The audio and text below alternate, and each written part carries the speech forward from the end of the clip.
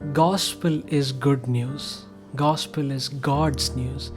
There is never a bad news in the good news. Gospel is God's ability. Gospel is God's love.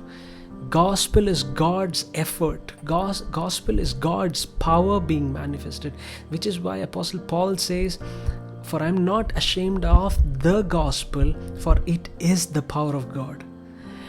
Unfortunately, the version of gospels that we have got in churches today is a diluted form of a gospel, which is all about our efforts, our doing, our love, our dedication, and our sincerity. But gospel always points us towards His love, His effort, His ability, and His doing. So only when we proclaim a gospel which is of God's ability, God's doing, and God's effort, Scripture says, "For it is the power of God unto salvation." And the following verses read, only that kind of gospel which is God's doing, only such kind of gospel can lead you in continual revelation of the righteousness of God.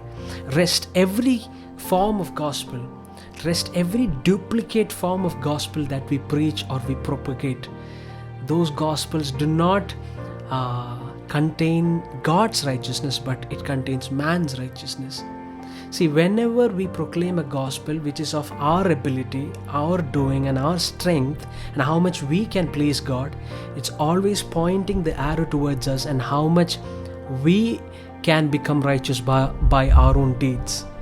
But Bible says, when you proclaim the gospel which is of His effort, His doing, and His love, and His ability, you are actually inviting yourself to walk into the righteousness of God.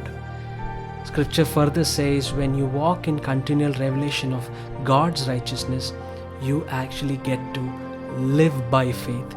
You don't only receive by faith, you also get to live by faith.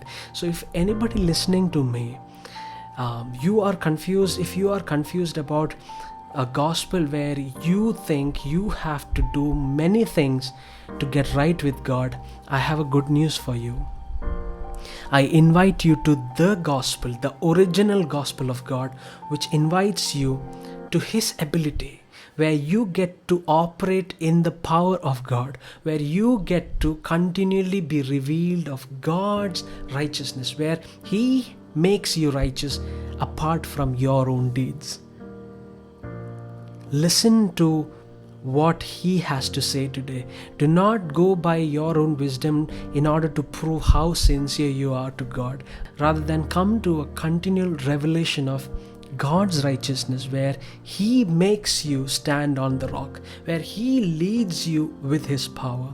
He does things to you because it's always about how much He can do and never about how much you can offer. God bless you.